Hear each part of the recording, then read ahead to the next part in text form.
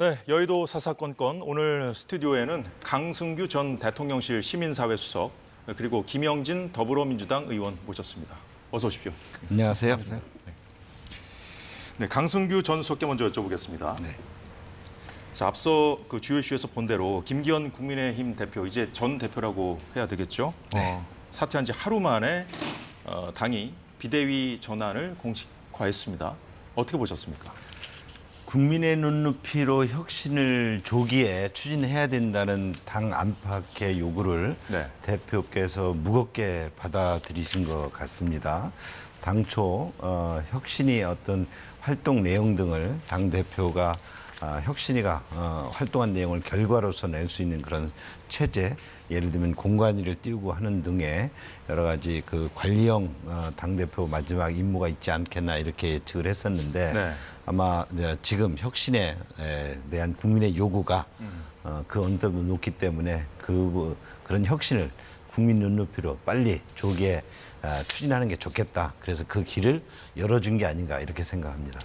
네, 김기현 전 대표 사퇴 과정에 대해서는 뭐 잠시 뒤에 자세히 짚어볼 거고요. 김영진 의원께 여쭤보고 싶은 건 이제 여당이 오늘 발빠르게 비대위 체제로 전환하겠다고 밝히지 않았습니까? 그 부분은 어떻게 보셨습니까? 정해진 수순이고요. 네. 왜냐하면 김기현 대표가 사퇴를 했기 때문에 새로 대표를 선출할 수 있는 전당대회를 통해서 하기에는 물리적인 시간이 되지 않기 때문에 전통적인 정치권 어법대로 비대위로 가는 것 같습니다. 그렇습니다. 예, 김기현 전 대표 이번 주 초만 해도 대표직 사퇴할 분위기 전혀 감지되지 않았습니다. 최근 며칠 김 전 대표의 행적을 살펴보면서 얘기 이어가 보도록 하겠습니다. 네, 지난 8일, 지난주 금요일이었죠. 이때 인요한 혁신위원장과 함께 대통령과 비공개 오찬을 했고, 자, 이때까지만 해도 김기현 체제 이대로 쭉 가지 않겠냐는 관측이 지배적이었죠. 그런데 주말이 지나고 11일 월요일이었죠. 그날 밤에 김장연대의 또 다른 축인 장제원 의원이 갑자기 불출마를 시사하더니 다음 날 12일 불출마 선언을 했습니다. 자, 이때부터 당내에서 김 대표에 대한 사퇴 요구가 보물처럼 터져 나왔고요. 어제 대표직 사퇴를 발표했습니다. 그런데 11일 해외 순방차 출국한 대통령을 배웅하고 온 직후에 최고위원회의에서 모든 기득권을 내려놓겠다고 말한 그날 김 전 대표가 대표직은 유지하되 총선 불출마를 해달라는 대통령실의 메시지를 받았고, 이에 김 전 대표는 그 반대로 대표직을 포기하고 지역구 총선 출마하겠다 이렇게 답했다는 언론 보도가 나왔습니다. 당내에서도 김 전 대표가 대표직은 유지하되 적정 시점에 불출마를 선언할 거라는 관측이 우세했었습니다. 자, 강승규 전 수석께 먼저 또 여쭤보겠습니다. 근데 저 보도대로라면 그 김 대표의 의중은 좀 반대였던 셈입니다. 지역구를 끝까지 가져가겠다 뭐 이 얘기인데, 어제 대표직을 내려놓으면서도 이 지역구에 대한 언급은 없었거든요. 김 대표께서 구체적으로 어떤 생각을 하시는지는 제가 알 길이 없습니다만 저는 이렇게 봅니다. 혁신의 내용, 혁신의 그 범위는 굉장히 크지 않겠습니까? 본인의 희생도 필요하지만 혁신을 이끌어가야 되는 당의 지도부로서 또 당의 대표로서 혁신이 어떤 모습으로 귀결돼야 될지를 그림을 그려야 되는데 이에 대해서 고민이 많았을 것입니다. 어려운 시기였고 또 많은 부분에 대한 국민들의 요구가 그 내용과 그 깊이가 어찌 보면 김 대표께서 감당이 어려울 정도로 클 수도 있을 것이고, 또 아니면 본인의 희생만 먼저 했다고 해서 그 혁신이 끝까지 지속적으로 이어질 수 있을지 이런 또 고민도 하지 않았을까 이렇게 보여집니다. 그러나 여기서 중요한 것은 지역구 출마냐 아니면 당대표를 놓아서 혁신의 길을 터주는 게 문제냐, 이에 대해서 대표로서도 또 밖에서 바라보는 시각도 여러 가지 시각이 있을 수 있지만 같습니다. 일단 김 대표가 택한 것은 혁신의 길을 터줘야 되는데 그것은 대표직을 내려놓는 것이다 이렇게 봤던 것 같고요.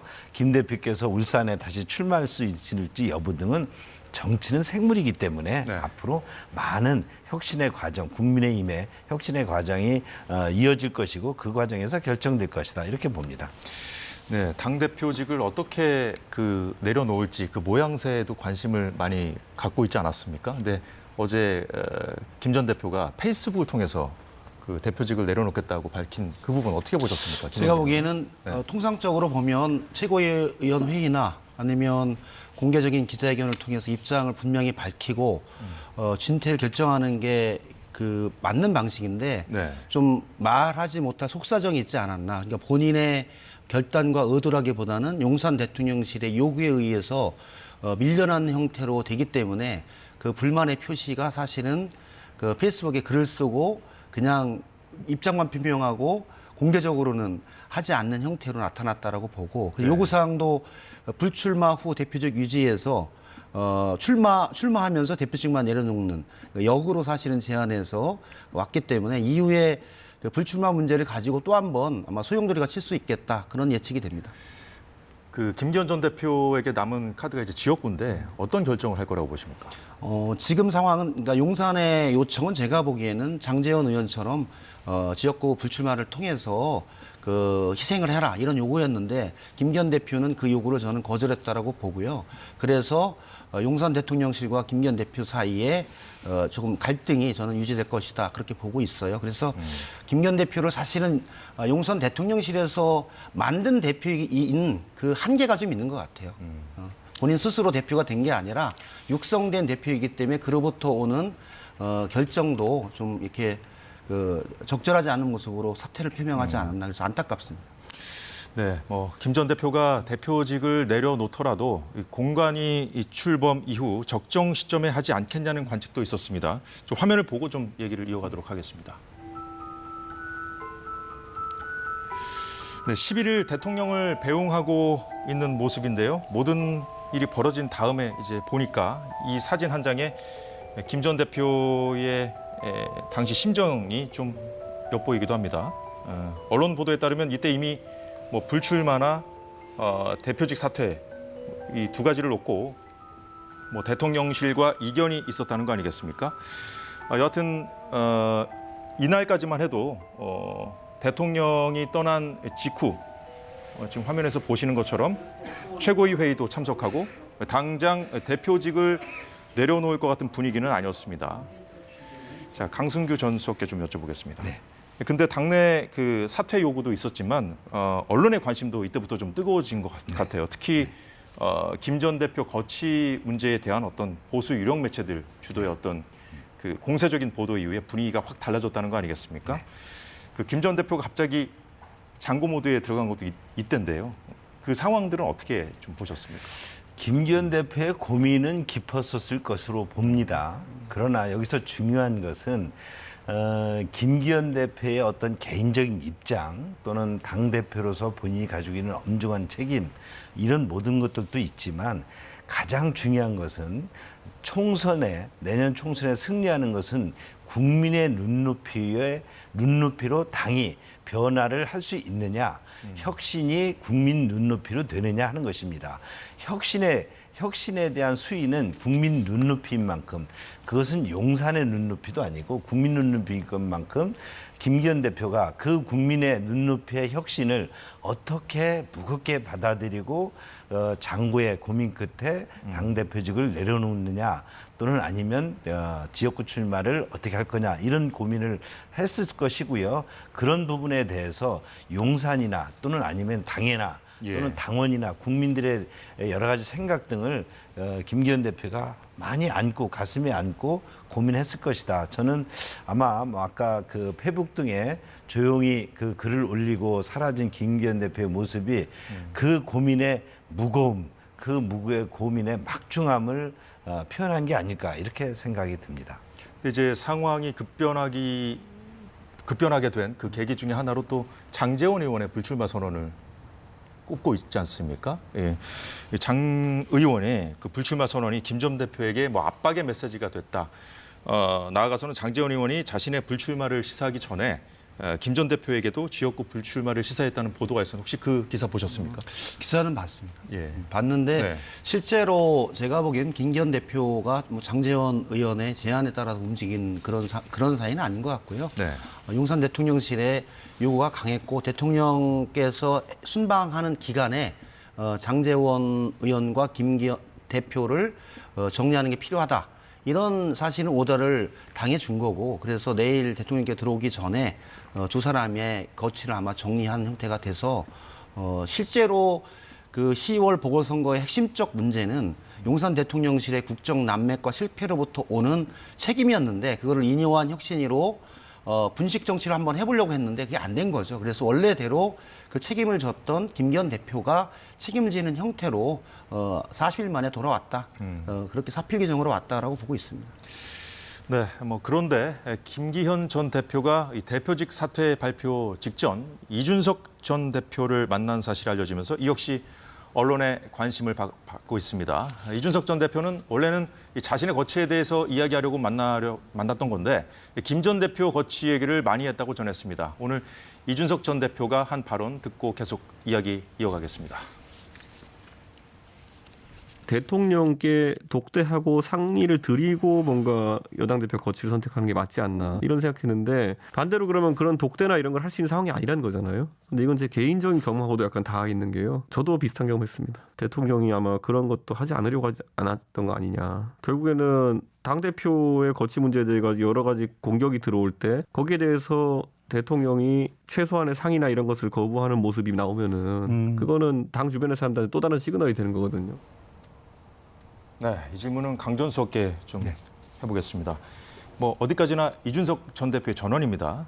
하지만 이 전언에 따르면 대표직을 내려놓기 전에 이 대통령실과도 상의를 못했다는 얘기로 들리는데 그렇지는 않았을 것입니다. 아마 정무수석실 등 유관수석실 또는 비서관실과 협의가 있었을 것이고요. 아마 김기현 대표께서 이준석 전 대표를 만난 것 등은 아마 언론의 보도에 의한 것처럼 이상민 의원도 만나려고 했던 것으로 보여지고요. 아마 그 대표직 끝까지 본인이 할 일, 당의 통합 또는 이준석 대표가 당을 떠나서 분당하는 이런 문제 등이 거론이 되고 있지 않습니까? 이에 대해서 대표로서 마지막으로 또는 아니면 그 어떤 통합 차원에서 소통을 좀 이어갔던 것으로 보여지고요. 네. 용산 대통령실은 우리 여당, 여의도 정치의 중심일 수가 없습니다. 그러나 정부와 여당은 한 몸으로 여러 가지 협력과 협치를 해야 되는 부분이 강한 만큼 네. 당 대표의 거취 문제 또 어떤 지금 비대위라든지 여러 가지 혁신의 어떤 주요 결정이 있을 때는 관련 수석실과 대표라든지 원내대표라든지 당의 주요 중진들이 소통을 합니다. 그리고 또 대통령께서 가끔 또 식사에 초대해서 얘기도 하지 않습니까? 이번에도 대통령께서 마침 순방 중이시긴 하지만 그 전후로 이런 부분에 대한 어떤 대통령실과의 일정 정도 소통은 있었다 이렇게 저는 봅니다. 이준석 전 대표와 이 사퇴 발표 직전에 만난 걸 갖고도 이게 적절했느냐 이걸 놓고도 이런저런 얘기들이 나오는데 이준석 신당 참여설 김 전 대표의 신당 참여설까지 제기되자 본인이 직접 그건 낭설이다 이렇게 진화하기도 했습니다. 자, 이런 상황을 보는 여권의 시선은 어떨까요? 그런 부분 지금 말씀하신 이준석 신당에 김 대표께서 참여한다 이런 건 낭설을 차원에서 그런 가짜 뉴스이고요. 네. 김기현 대표의 그동안 성품을 보건대 떠나는 날까지 최선을 다하는 모습으로에서의 이준석 대표와의 만남이었을 것이고요. 또 당 대표로서 또 이제 지금 우리 당에 여러 가지 지류들이 있고 개파도 있을 수 있는데 이에 대해서 다양한 해석이 있을 수 있지만 또 이준석 대표가 우리 당에 대해서 여러 가지 어려움도 많이 끼쳤기 때문에 저희가 그 이준석 대표의 만남을 당대표가 이준석 대표가 만난 모습 등을 또 비판적으로 바라본 모습도 분명히 있습니다. 그러나 당은 여러 가지 이런 모습이 여러 가지가 하나로 어울려서 당이 또 이루어지는 만큼 그렇게 또 아주 비뚤어진 시각으로 볼 것은 아니다. 저는 그렇게 봅니다. 자, 그 김기현 전 대표가 결국 사퇴할 거라고 이제 가장 먼저 이제 언론에 예견했던 사람이 이준석 전 대표였는데 막상 이제 사퇴하고 나니까 가장 그 김 전 대표를 좀 두둔하는 사람이 또 이준석 전 대표예요. 어떻게 보셨습니까? 그러니까 이준석 대표 입장에서는 일전에도 한번 자기가 제일 좋아하는 국회의원 중에 한 명을 김기현 의원이라고 얘기를 했기 때문에 아마 그렇게 보신 것 같아요. 그리고 그 이전 정권 교체 과정에서 이준석 대표, 김기현 원내대표 요 체제가 사실은 그 대선 선대를 핵심적으로 이끌었던 거 아닙니까? 윤석열 대통령을 만들었던 핵심 지도부였고 그런 입장에서는 제가 보기엔 두 사람이 동병상련의 입장이 아니었나. 우리가 이렇게 땀 흘려 만들어 놓은 용산 대통령과 이준석과 김기현의 현재 처지가 사실은 보기에 너무 좀 그런 거죠. 동병상련의 입장에서 만나서 충분히 그 소외도 얘기할 수 있고 정치적 진로에 대해서 얘기할 수 있는 그런 자리였다라고 봐요. 그래서 뭐 두 사람은 그런 정도의 여러 가지 그 히스토리나 이런 부분들이 많이 겹치기 때문에 만나서 예. 충분히 얘기할 수 있었다라고 보고 이준석 대표는 또 나름대로 본인의 정치적 진로 신당이라고 분명히 했기 때문에 예. 그 입장을 아마 얘기했을 거고 또 김기현 대표는 당의 입장에서 그게 적절하냐 제고하라 뭐 그런 정도의 얘기를 당연히 했겠죠. 그런 만남이 그런 정도였다고 봅니다. 알겠습니다. 네, 이제 관심은 이 국민의힘 비대위원장 과연 누가 맡게 될 거냐에 쏠리고 있습니다. 네. 윤재욱 원내대표 발언 잠깐 듣겠습니다. 국민 눈높이에 맞고 국민의 공감을 얻을 수 있는 분 그리고 또 선거를 앞두고 총선 승리라는 지상 과제를 우리가 달성하는데 능력과 또 실력을 갖춘 분 뭐 그런 기준으로 물색을 해보겠습니다. 공동선 비대위원장보다는 한 분이 하는 것이 훨씬 그 조직을 운영하는데 효율적이다. 저는 그렇게 생각하고. 네, 좀 비대위원장에 지금 여러 인물들이 거론되고 있습니다. 김한길 국민통합위원회 위원장, 뭐 인요한 전 혁신위원장, 원희룡, 한동훈 장관, 또 인요한, 원희룡, 한동훈 이 세 사람 삼각편대가 나올 거라 뭐 여러 가지 시나리오가 나오고 있는데 강승규 전 수석께서는 혹시 누가 비대위원장이 될지 들으신 게 있습니까? 뭐 들은 바는 없습니다만 지금 거론되는 분들 모두 다 훌륭하신 분들로서 충분한 자격이 있다고 생각합니다. 지금 또 그 우리 윤 그 원내대표께서 언급하신 것처럼 국민의힘의 혁신위원장의 자격은 국민 눈높이에 맞아야 되고 또 총선 승리를 이끌어야 되고 또 국민과 공감해야 되고 그래서 그런 실력과 능력을 갖춘 인물이어야 되는데 저는 그게 딱 맞다고 보고요. 다만 저는 거기다 하나만 더 붙인다면 정무적 감각을 좀 가지고 있어서 이 네. 선거는 이겨야 되고 이기는 전략적 게임을 하려면 새로운 비대위원장이 이에 대해서 아주 투철한 현장 정무적 감각을 가지고 있는 분이면 그래서 이 어려움을 헤쳐나갈 수 있지 않을까 이렇게 생각합니다. 김영진 의원께 여쭤보겠습니다. 나경원 전 의원도 뭐 비대위원장 후보로 거론되고 있습니다만 오늘 이런 얘기를 했다고 합니다. 당정 관계의 재정립 같은 것이 좀 전제돼야 비대위가 좀 역할을 좀 잘할 수 있지 않겠느냐. 뭐 나경원 전 의원이야 뭐 전당대회 때 일도 있고 했으니 좀 우리가 좀 감안해서 듣긴 해야 될 텐데 이런 부분들은 좀 여당이 좀 귀담아 들어야 될 부분이라고 생각하시는지요?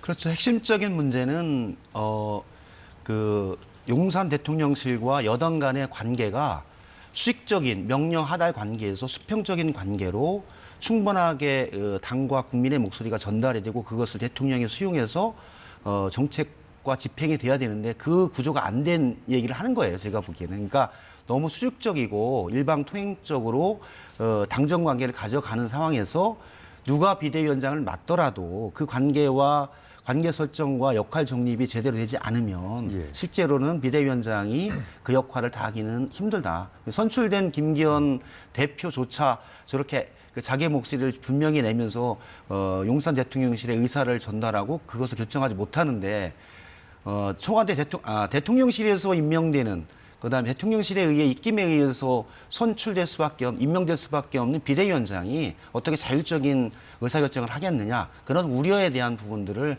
나경원 전 대표가 얘기하는 게 아닌가 그렇게 보고 있습니다. 근데 이제 민주당도 이렇게 집권할 때 그런 문제가 좀 지적이 됐죠. 이게 수평적으로 당정 관계를 완전히 가져가는 거 좀 어려운 일 아닙니까? 상당히 어려운 일입니다. 그래도 사실은 민주당 관련해서는 저도 당정회의나 들어가 보면 그래도 매주 회의를 통해서 실무 당정회의, 고위 당정회의를 통해서 충분한 의사소통과 조정의 과정을 거칩니다. 물론 정책의 결정은 정부에서 하기 때문에 그 이니셔티브를 청와대가 갖고 있지만 그래도 당과의 협의와 과정을 거치고 특히 정치 영역에서는 당의 의견에 대해서 청와대가 깊이 개입해서 감내나라 배나라 했던 적은 없습니다. 2018년 지방선거 때도 그랬고 2020년 총선 때도 청와대가 관련해서 특별하게 문제를 제기하거나 그런 적은 없었습니다. 그래서 좀 자율적인 형태로 진행이 됐는데 지금은 이번 국민의힘 비대위원장은 아마 과연 가능할까 그런 우려들을 많이 하는 것 같습니다. 알겠습니다. 자, 이제 민주당으로 좀 넘어가 보죠. 당내 비주류 모임, 원칙과 상식 의원들, 민주당도 비대위 체제로 가야 한다고 주장했습니다. 관련 발언 듣고 이야기 나눠보겠습니다. 총선 같았던 여당의 기득권 세력도 총선 승리라는 명분 앞에서는 더 이상 버티지 못하고 결단을 내리고 있습니다. 그러나 정작 결단해야 할 우리 당 지도부는 우리는 다르다며 묵묵부답입니다. 선거를 앞두고 앞으로 달라지겠다, 바뀌겠다는 몸부림이 없다면 국민에 대한 도리가 아닙니다. 당 대표부터 지도부 그리고 586 중진들 각자 기득권을 내려놓는 선당 후사를 결단해야 합니다. 자, 김영진 의원 여쭤보겠습니다. 자, 이재명 대표도 물러나야 되고 그 586 등 기득권 세력 모두 물러나고 비대위 체제로 전환해야 된다는 이 요구 어떻게 들으셨습니까? 원래 이제 그 주장이 기승전 이재명 사태가 초실관인 입장이라서 하루에 한 번 시간은 맞습니다. 비슷한 주장인 것 같고요. 물론 고민이 담긴 주장인데 일전에도 제가 말씀드린 적이 있는데 의총에서도 이재명만으로도 총선을 이길 수 없지만 이재명이 없어도 총선을 이길 수 없다. 그래서 단합과 통합을 통해서 지혜를 모아나가는 과정이 민주당이 해야 될 길이다. 이렇게 보고 있는 거거든요. 그러니까 누구를 배제하거나 누구가 안 된다거나 그런 배제의 정치가 아니라 통합과 단결의 정치를 통해서 해나가는 게 필요하다. 그렇게 보고요. 오늘 그 주장뿐만이 아니라 여러 가지 선거제 주장이라든지 팬덤 정치라든지 이런 부분들에 관해서는 충분히 논의해 나가면서 합의 지점을 만들어 갈 수 있다. 그렇게 보고 있습니다. 예. 원칙과 상식 모임이 가장 큰 문제로 좀 지적하는 것이 이재명 대표의 그 사법 리스크 아니겠습니까? 오늘 이 문제도 집중적으로 지적을 했는데 이 리더십 리스크를 해결해야 총선에서도 승리할 수 있다. 이런 얘기를 했습니다. 민주당 내 지도부 용태 압박, 이 사법 리스크가 살아있는 한 좀 계속 커질 수밖에 없는 거 아니겠습니까? 어떻게 보십니까? 제가 대통령실의 시민사회 수석 비서관으로 근무할 당시 저희가 이제 종교계와 소통을 담당했는데요. 종교계의 큰 한 원로 지도자께서 야당 의원들과도 상당한 친분이 있는 분께서 이런 얘기를 하셨습니다. 반명계의 새 거두인 이낙연 전 총리, 정세균 전 총리 또 그리고 김부겸 전 총리 등이 반명계 움직임을 주도해서 뭔가 새로운 민주당의 모습을 만들자는 모임이 활발히 진행되고 있었다. 그런데 이재명 대표에 대한 구속이 제 법원으로부터 부결되면서부터 자맹을 탔고 다시 제가 만날 때가 지금 아마 제가 수석에서 그 사표를 내기 한 일주일 전이니까 지금으로부터 보름 넘었는데요. 그 당시 다시 또 그런 분위기가 좀 있지 않느냐 이런 느낌을 갖고 있다라고 했습니다. 아마 민주당도 새로운 지도 체제를 통해서 뭔가 새로운 리더십, 그러니까 정치라는 것은 여야가 아주 진보와 보수와 진보가 균형을 이뤄야 되는데 현재 민주당, 이재명의 민주당은 그렇지 않다고 하는 것이 국민들 다수의 생각 아니겠습니까? 아마 그런 모습에서 이낙연 대표의 새로운 신당 움직임 또는 민주당의 혁신운동 이런 부분에 있어서 좀 달라진 민주당의 어떤 큰 그림, 민주당의 정상화가 좀 있기를 저희들도 한번 기대해 봅니다. 김영진 의원이 좀 반론하시고자 하는 내용들을 많이 말씀하신 것 같은데. 저는 그렇게 봐요. 그러니까 이재명 대표의 사법 리스크의 출발이 이재명 대표가 원해서 생긴 사법 리스크는 아니거든요.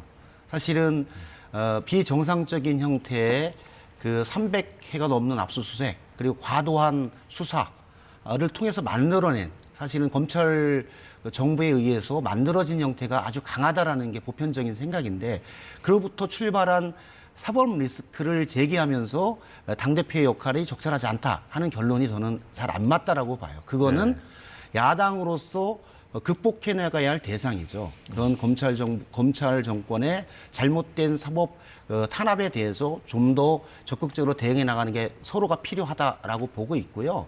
그런 측면에서 많은 국민들 속에서도 이재명 대표의 사법 리스크가 있음에도 불구하고 현재 민주당의 지지율이 꾸준하게 유지되고 있고, 그다음에 윤석열 대통령의 긍부정의 지지율이 35대 65로 변함없이 진행하고 있는 부분들이 실제로 그 요소들은 다 지금 이재명 대표나 민주당 지지율에 반영되고 있다. 그렇게 볼 수 있어서 굳이 그걸 침소봉대할 필요는 없다라고 보고 있어요. 원인과 진단, 처방과 대책이 잘 안 맞았다. 그리고 실제로는 여야 관계를 잘 만드는 게 필요한데 대통령이 되신 후 2년이 다 되는데 단 한 번도 여야 영수회담, 여야 회담을 하지 않는 이 자체가 비정상적인 거죠. 저는 이런 비정상적인 국정 운영과 여야 관계를 풀어나가는 용산 대통령실이 풀려야지 우리 정치의 극단적인 대결, 아까 말씀하신 그런 문제들이 술술술 풀리지 않을까 그렇게 보고 있어요. 대통령 소통에 관한 문제 제기를 하신 것 같은데 강전 수석께서 KBS 라디오에 출연하셔서 대통령 소통 점수를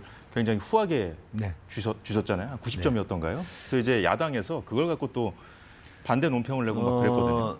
윤석열 대통령은 누구보다도 소통을 강조하십니다. 미디어와의 소통도 강조하시고요. 국민과의 직접 소통도 강조하십니다. 다양한 이벤트, 그러니까 민생 현장, 경제 현장, 또는 스포츠 또는 복지, 사각지대 등을 대통령께서 직접 방문하는 것은 아마도 그 소통에 대한 의지가 있지 않으면 불가능하다고 생각합니다. 저희가 이런 게 있었습니다. 부산 전남 목포에 공생원이라는 곳이 있고, 이곳이 일제 시대부터 우리 어린 고아들을 길러낸 곳인데, 여기에 우리 한일 협력의 상징적인 곳이었고, 이곳을 대통령께서 직접 고아원을 현장을 직접 찾아갔습니다. 그것도 목포 현장에. 이렇게 현장을 일일이 강조해서 찾아드는 것은 소통에 대한 누구보다도 강한 의지가 있는 것인데, 만일 지금까지 소통이 부족하다는 것은 야당이 만들어낸 그런 프레임 속에서 또 소위 말해서 좀 왜곡된 미디어 환경 속에서 이런 곳에 대통령이 직접 나서서 왜 소통을 하지 않느냐라고 하지만, 지금 말씀하신 건 이재명 대표와는 왜 만나지 않는 야당 대표도 아까 그랬지 않습니까? 야당 대표가 그것이 저희가 강압 수사에서 압수수색을 수없이 많이 한 것이기 때문이라고 그러지만은, 실제는 이재명 대표가 가지고 있던 여러 가지 범죄 혐의 등이 차고 넘치기 때문에 그렇게 많은 압수수색을 하고 그렇게 됐던 것이죠. 그런 사법 리스크를, 사법에 대한 여러 가지 범법 사실이 엄연히 있는 속에서 야당 대표와 그렇게 형식적인 만남이 그게 그렇게 소통에 큰 역할을 하는지 저희는 의문을 갖지 않을 수 없습니다. 네, 민주당도 경랑 속으로 빨려 들어가는 분위기입니다. 이낙연 전 대표가 신당 창당을 공식화했기 때문입니다. 관련 발언들 잠시 듣겠습니다. 규모보다 더 중요한 것은 내용일 것입니다. 국민들이 정치에 많이 절망하고 계시고 이대로 가면 안 되겠다고 생각하시는데, 그런 국민들께 새로운 희망을 드릴 수 있는 그런 내용을 내놓을 것이냐, 거기에 좀 더 집중하고자 합니다. 혁신도 중요하고 통합도 중요하고, 이 두 가지의 지향들을 잘 조화하는 게 정말로 중요할 겁니다. 변화하되 또 우리가 최대한 단합과 단결을 유지할 수 있도록 하는 게 중요하지 않겠나, 그렇게 생각합니다. 이낙연 의원들이 몇 명이라도 같이 가네라고 하는 모습을 같이 보여줘야 할 텐데, 과연 그게 가능할까? 그런 의미에서 너무 그냥 혼자서 마음이 급하셔서 그런지 왜 그런지 막 이렇게 질주하고 있는 모습을 보여주는 것은 좀 안타깝고요. 자, 김영진 의원, 이원욱 의원은 지금 원칙과 상식 모임인데도 이낙연 전 대표의 신당 창당 좀 말리는 것 같아요.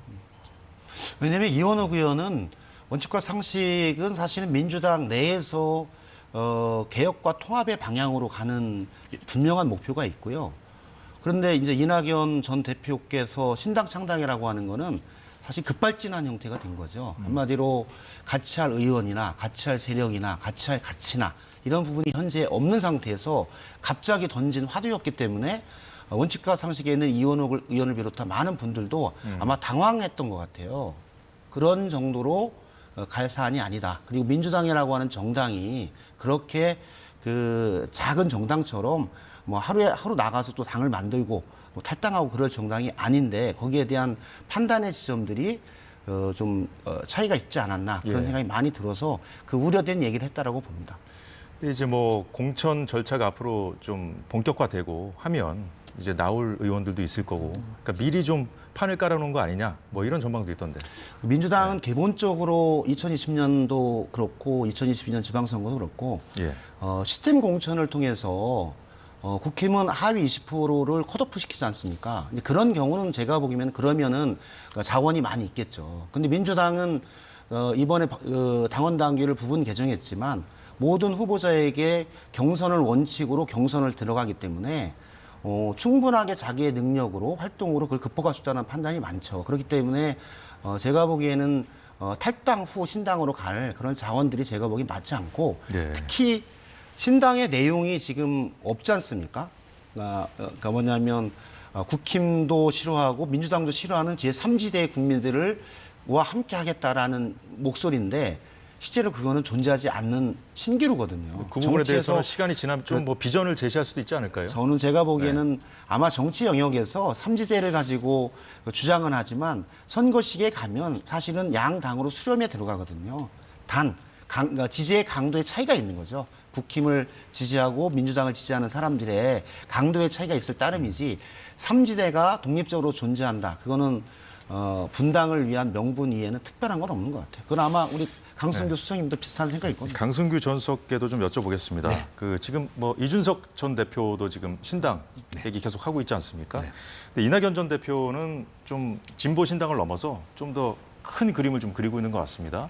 뭐 중도 내지는 뭐 중도 보수까지 아우르는 빅텐트를 치겠다 이런 구상인 것 같아요. 저는 뭐 그 신당이 출연을 할 수는 있지만 성공 여부는 그 당이 추구하는 정강 정책 등에서 정체성이 분명해야 된다고 생각합니다. 지금 국민들이 정치에 대해서 무엇을 요구하는지 이 부분에 대해서 기성 정당 등이 이에 대해서 어떤 부분에서 부족하고 그렇다면 신당에서는 이런 부분 등을 과감히 정말 정치를 어떻게 혁신할 건지 정치의 어떤 여러 가지 지위를 어떻게 내려놓을 것인지 구체적인 정강 정책을 가지고 분명하게 제시를 한다면 예를 들면 국회의원도 무부수로 하겠다든지 국회의원 숫자를 절반으로 줄인다든지 아니면 여의도 정치에 대한 여러 가지 기득권들을 어떻게 내려놓겠다든지 구체적인 프로그램이 있어야 이 부분에 대해서 국민들로부터 호응을 얻을 수 있을 것이기 때문에 아직 뭐 이낙연 신당 이준석 신당 등이 기성 정치에 대한 약간의 어떤 견눈질을 가지고 신당을 만든다는 것은 그렇게 성공을 가늠하기가 쉽지 않다 이렇게 봅니다. 물론 그 양극단 정치에 이제 피로감이 좀 많이 쌓여 있는 상황이지만 이분들이 얘기할 건 아니라는 뭐 그런 취지인가요? 극단 정치에 대해서는 각자가 내 탓이라고 해서 반성해야 되지 제3지대에서 어설프게 이것도 아니고 저것도 아닌 우리에게 지지해 주십시오라면 그 자체의 정체성이 너무 모호하다는 것이죠. 저는 지금 정치 우리 정치가 큰 문제가 있다고 생각합니다. 민주당도 그렇고 저희 국민의힘도 반성과 혁신해야 될 일이 너무나 많습니다. 지금 이렇게 극단의 정치는 반드시 국민들에게 폐해를 가지고 있고 국민들이 혐오스럽게 생각합니다. 그러나 어설픈 신당이 그것을 해결하지는 못한다. 저는 그렇게 봅니다. 네, 시간 관계상 한두 가지만 더 짚어보겠습니다. 자, 민주당의 송영길 전 대표가 최근에 검찰이 이제 구속영장을 청구하지 않았습니까? 도덕성 문제를 이제 비주류에서 계속 제기하는 건데 이재명 대표의 사법 리스크까지 지금 계속 문제를 제기하는 상황에서 송 전 대표까지 구속영장이 청구된 상황인데 어떻게 보시는지? 송 대표는 이제 구속영장이 청구가 됐고 18일 날 영장 실질 심사를 하게 되니까 아마 거기에 대해 소명을 할 거예요.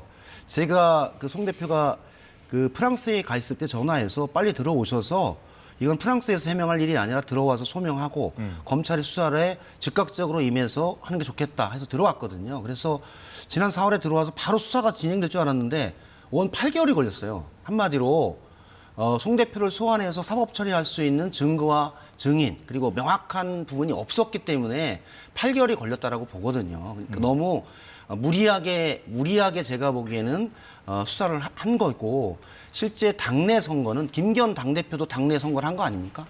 송영길 대표도 당내 선거를 한 거거든요. 과연 그러면 김기현 대표는 당대표 선거를 할 때 물과 공기만 먹고 선거를 했겠습니까? 그러면 그 범위를 어떻게 하고 그 위법 부당한 사안이 어떻게 돼 있나를 판단하고 그 증거와 증인에 기반해서 하는 게 필요하다. 그래서 저는 18일 날 영장 실질 심사를 보면 나올 것 같습니다. 송 전 대표에 대한 수사도 좀 과하다 이렇게 말씀하셨는데 강전수석은 어떻게 보십니까? 그렇지가 않지요. 그 또 여러 가지 지금 송 전 대표 주변 사람들이 이미 돈을 그 살포한 혐의 등에 의해서 지금 사법부로부터 판단을 받고 있기 때문에 그거에 또 어떤 수장이라고도 할 수 있는 송 전 대표가 분명히 이에 대해서 수사를 정확히 제대로 받아야 되는데 뭐 프랑스에서 귀국하자마자 파리에서 귀국하자마자 검찰을 출두하는 쇼까지 벌이더니 지금도 출두를 해서는 대답을 안 한다고 합니다. 그것이 무슨 사법부로부터 정확히 자기가 판단을 해서 무죄를 입증하겠다는 자세인지 저는 그걸 이해할 수가 없고요. 그것마저도 사법부에 수사받는 것마저도 정치 쇼를 하고 있다. 저는 이렇게 봅니다. 강전수석께 한 가지 더 여쭤보겠습니다. 네. 김건희 여사 관련해가지고 요즘에 그렇습니다. 이제 보수 언론들까지 네. 뭐 이른바 김건희 리스크를 언급하는 그 상황인데 이번 달 28일 본회의에서 민주당이 쌍특검을 처리하겠다 이렇게 벼르고 있는 상황인데 어떻게 대응해야 된다고 보십니까? 철저한 그 어떤 민주당의 나쁜 정치의 전형이고요.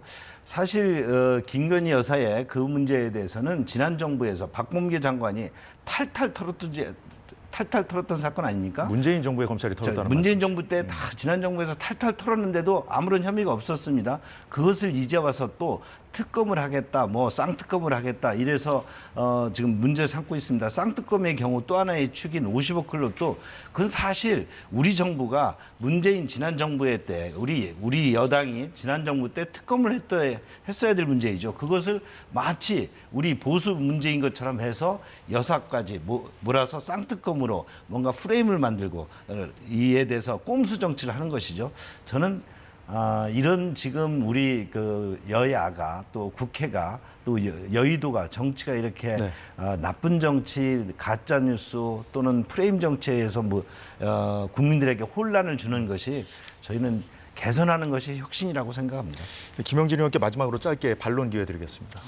저는 김건희 여사 특검은 그 윤석열 대통령의 공정과 상식에 아마 그 기준이 될 것 같아요. 윤석열 대통령께서 김건희 여사의 특검을 수용하면 윤석열 대통령의 공정과 상식이 제대로 서 있는 거고 만약에 그걸 수용하지 않고 그것을 거부한다면 윤석열 대통령이 얘기하는 공정과 상식은 우리 편과 아내와 장모에게는 해당되지 않는다. 이것을 전 국민에게 하는 거라서 선차는 거라서. 장모는 구속돼 있지 않습니까? 그렇죠. 장모님도 사실은 대선 시기에는 단돈 1원도 받지 않았다라고 했는데 실제로는 사법부에 의해서 유죄가 입증돼서 구속되는 상황 아닙니까?